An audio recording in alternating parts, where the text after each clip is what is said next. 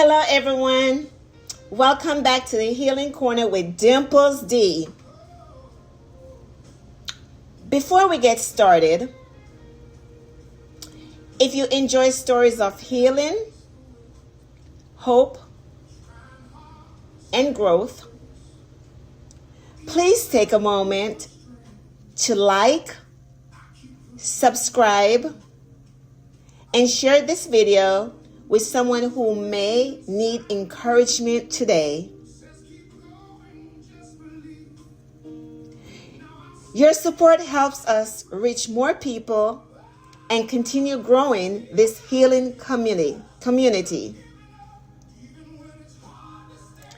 Thank you for being here. Now, let's continue the journey. The Little Girl from Ellen Street, Part 6. Leaving Ellen Street. There are moments in life when everything changes. For me, that moment came shortly after my grandfather, Mas Clinton, passed away. After he was buried, my brother Pancho and I were told it was time to go visit foreign and spend time with our mother and father in America. At the time, I didn't fully understand what that meant. I only knew that I was leaving the place I called home. I was leaving Ellen Street. I was leaving the yard where I played. I was leaving the community that helped raise me. I was leaving the people who knew me, the people who loved me, the people who called me Sandy. I don't remember every details of those days. What I do remember is the journey. I remember being at the airport with my father. I remember him sending back the utensils that were not clean enough. That was my father. He didn't tolerate things that weren't right. I remember getting on that plane. Back then, airlines served meals. And I still remember eating rice and peas and chicken. My brother and I even kept the fork and the spoon as souvenirs. Looking back, I guess we wanted something to remember the journey by. When we landed in Miami,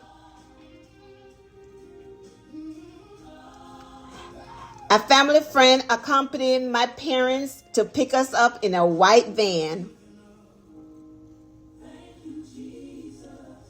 and drove us to where my parents were living. Their apartments were green. I don't remember much about them,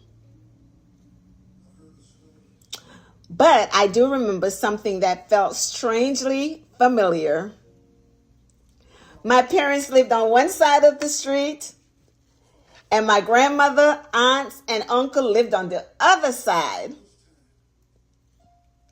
Even though I had left Jamaica, it felt like a village.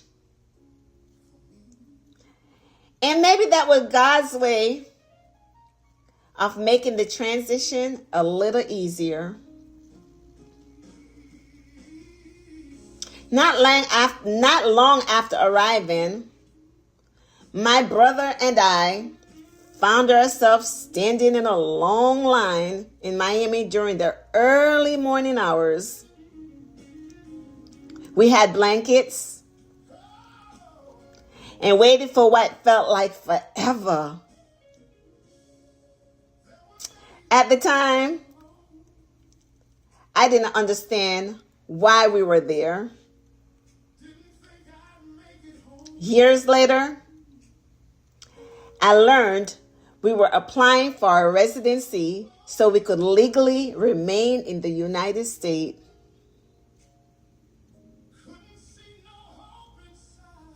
Then came school. My brother attended a different school because he was older, while I stayed elementary school.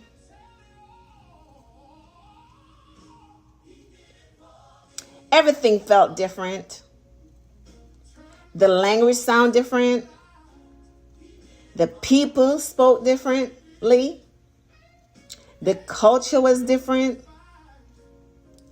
And for the first time in my life, I realized that being different wasn't always easy. I remember children telling me to go back on the banana boat because my Jamaican accent was so strong. I remember feeling embarrassed when teacher called me by my legal name. I didn't realize she was calling my name because everyone back home called me Sandy. I remember feeling out of place. I remember feeling different. I remember wondering where I belonged. As time went on, the school tested my reading and language skills. Although I had learned many things in Jamaica, I struggled with pronouncing and understanding certain words the way they were taught here. I was placed in a special class to help me learn. Unfortunately, some children saw that as something to make fun of. Once again, I found myself feeling different. But God wasn't finished writing my story. One day, that same teacher took our class on a field trip to her home. There was a swimming pool. Like every other child, I ran and jumped in. What I didn't know was that I couldn't swim.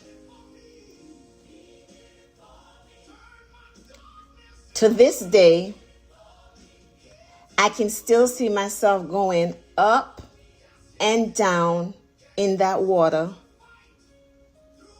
desperately trying to catch my breath.